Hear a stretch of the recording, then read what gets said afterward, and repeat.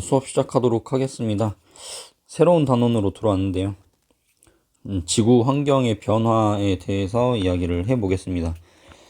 먼저 지구 환경 변화 단원의 구성을 보게 되면 주요 개념은 다음에 이 세 가지가 되겠습니다. 그래서 지구 온난화에 대한 이야기 한번 할 거고요, 이번 시간에. 그리고 그 다음에 사막화에 대한 이야기를 할 건데, 사막화 부분에서는 이제 사막화에 대한 거는 좀 상대적으로 간단하고, 사막이 이제 분포하는 어떤 기후에 대한 이야기를 하게 되면서 이제 대기대 순환에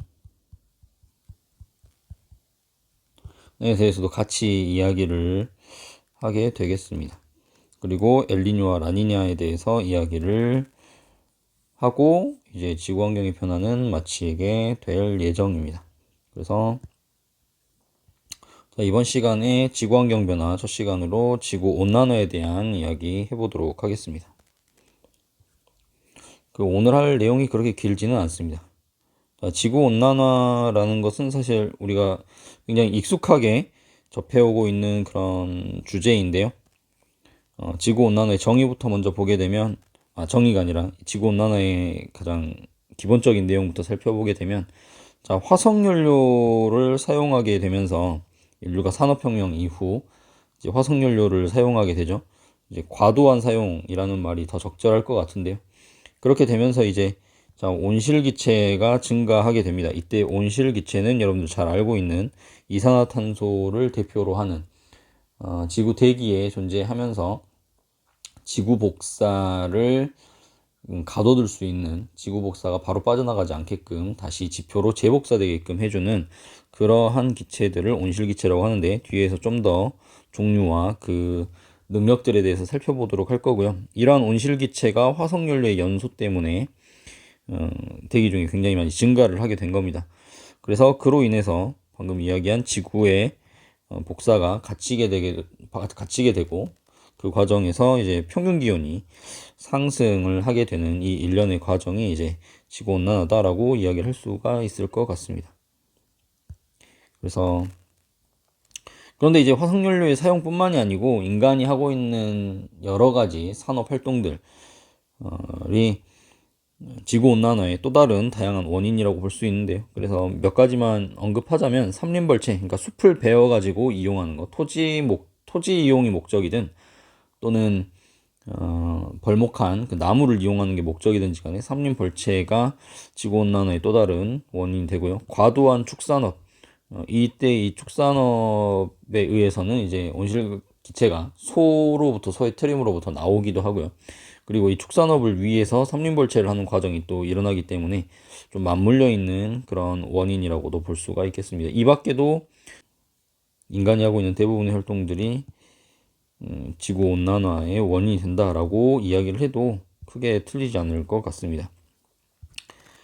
앞서 이야기한 대로 이제 온실기체 종류에 대해서 조금 살펴볼 텐데요. 온실기체는 이제 여러분들이 잘 알고 있는 대로 이산화탄소가 그 대표가 됩니다.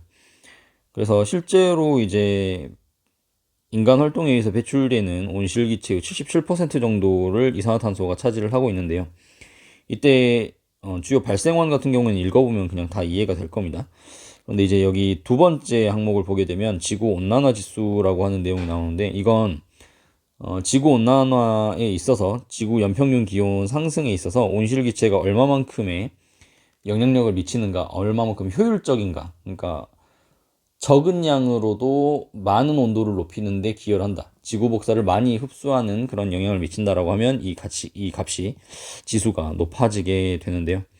이산화탄소의 능력을 1로 기준으로 잡았습니다.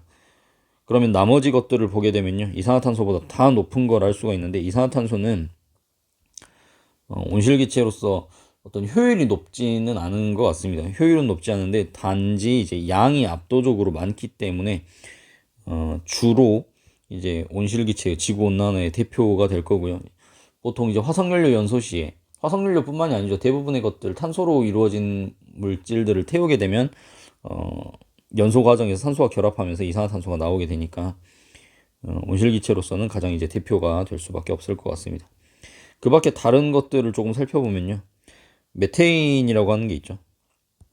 메테인 보게 되면 이거 지금 원래 이렇게 돼 있어야 되는데 그냥 괄호가 작아진 겁니다. 수정을 좀 나중에 해야겠네요. 크게 문제는 없으니까요. 메테인 같은 경우에 축산업 아까 이야기했던 소리의 트림에서도 나오고요. 농업 과정에서도 나올 수 있고 여러 가지 폐기물들에서 나올 수 있고요. 화석연료에서도 나올 수가 있습니다. 그러니까 인간 생활 전반과 아주 밀접한 연관이 있는 그런 온실기체다라고 이야기할 수가 있을 것 같고요. 이 정도의 영향을 미치고 있습니다. 그 다음 아산화질소라고 하는 거는 이제 질소 두 개의 산소 하나가 결합되어 있는 형태인데 여러 가지 산업 공정, 고온 고압하에서 이제 만들어지는 그런 기체라고 생각이 됩니다.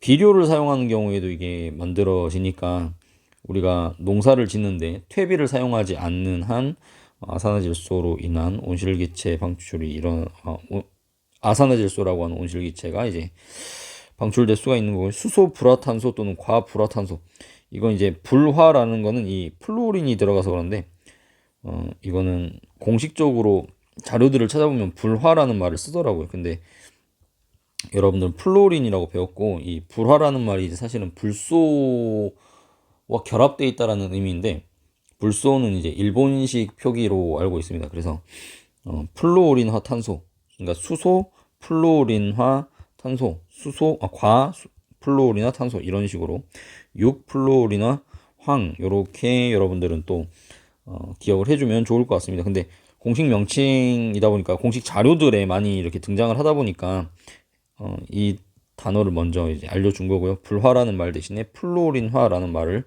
쓸 수가 있다. 좀 기억해 줬으면 좋겠습니다. 효율은 굉장히 높죠. 지구온난화 지수는 굉장히 높은데요. 6불화황의 경우에는 이제 23,900입니다. 그러니까 같은 양이 있을 때 이산화탄소에 비해서 23,900배의 더 능력을 가지고 있는 거죠. 온실기체로서. 그런데 양이 너무 적다라는 거죠. 전기 절연용으로 아주 산업 일부에 사용하고 있기 때문에 큰 영향을 미치고 있지는 않습니다. 하지만 이제 누적이 되다 보면은 이산화탄소보다 더 큰 영향을 미칠 수도 있겠죠. 그래서 결국에는 우리가 지금 살아가면서 행하고 있는 대부분의 소비, 우리가 직접 산업 공정의 어떤 이런 뭐랄까 주체는 아니지만 이런 것들을 직접 우리가 해내고 있지는 않지만 결국에 우리가 소비하기 때문에 이런 것들이 이루어지고 있습니다. 여러분들이 밥을 먹고 옷을 사 입고 집에서 거주를 하고 그거는 난방을 하고 교통수단을 이용해서 이동하고 사용하는 물건들을 사서 쓰고 하는 그 모든 과정들 때문에 결국에는 이게 일어나고 있는 거죠. 그래서 우리 모두에게 사실은 책임이 있다라는 말을 좀 해주고 싶었습니다. 그래서 소비에 대한 생각을 바꾸는 것이 지구온난화 그리고 기후위기를 타개하는 가장 핵심적인 어떤 방법이 아닐까. 자연에 대해서는 우리가 어떠한 권리도 주장할 수 없다. 다만 원인과 결과만 있을 뿐이다 라고 저는 생각을 합니다. 그래서 작게나마 개인적으로 이런 실천을 하려고 하고 있고 여러분들에게 이제 알려주려고 이렇게 수업에서도 이야기를 하고 있는 상황입니다. 한 번쯤 여러분들도 생각을 같이 해보면 좋을 것 같습니다. 넘어가서요. 자, 지구온난화에 대해서 이제 기온 상승이 일어났습니다. 실제로 일어났고요. 이 기온 상승의 결과로 인해서 결과가 어떤 것이 나타나는가를 보게 되면 자, 빙하가 녹게 되고요. 이 빙하는 이제 극지방의 빙하가 되겠죠. 그리고 빙하가 녹지 않더라도 해수가 열팽창하면서 해수면이 올라갑니다. 그러니까 빙하가 용융하는 과정에서는 이제 물의 양 자체가 증가를 하는 거죠. 물 자체가. 그러니까 이거는 이해가 쉽게 되는데 물의 양이 늘어나지 않더라도 해수가 우리가 물을 끓이면 부피가 팽창하는 것처럼 물을 이제 해수가 마찬가지로 지구 평균 기온이 상승하면서 열팽창을 해가지고 해수면이 높아지고 있습니다. 해수면이 상승을 하고 있죠. 그로 인해서 이제 직접적으로 나타나는 최종 결과는 낮은 지역, 높이가 낮은 지역이 이제 해안가가 되겠죠. 이런 곳들 내륙에서도 이제 지대가 낮은 곳은 이제 침수가 일어날 수도 있을 것 같고요. 그 다음에 식량 생산이 떨어집니다. 기후가 변하니까 이제 식물들도 영향을 받겠죠. 그 다음에 기상이변이 일어나고 있죠. 그런 극단적인 어떤 날씨가 많이 나타나고 있습니다. 산불도 굉장히 많이 늘고 있고요. 그리고 큰 슈퍼 허리케인, 슈퍼 태풍들도 많이 등장을 하고 있습니다. 생태계에도 변화가 일어나고 있죠. 멸종이 많이 늘어나고 있고요. 그리고 기존에 좁은 영역에 살던 그런 종들이 기후때가 이제 옮겨가는 거죠. 다른 영역으로 넘어가면서 이게 인간하고 관련을 짓자면 병충해, 농업이든 또는 사람에게든 미칠 수 있는 병충해, 그리고 질병들, 각종 질병들 이런 것들이 이제 증가를 하고 있는 상황입니다. 그래서 직관적으로 사진으로 보자면 이런 느낌이죠. 지금 저지대가 침수돼 가지고 집이 잠겨 있고요. 이제 극단적인 그런 날씨들과 그다음에 식량 생산성이 떨어지는 부분이고 이제 생태계가 변화하고 있다라는 거를 이렇게 사진으로 한번 제시를 해 봤습니다. 그러면 이런 것들을 막기 위해서는 우리가 어떻게 행동을 해야 될까에 대한 생각을 해봐야 될 텐데요. 이제 기후위기 대응이라고 이야기할 수 있을 것 같고요.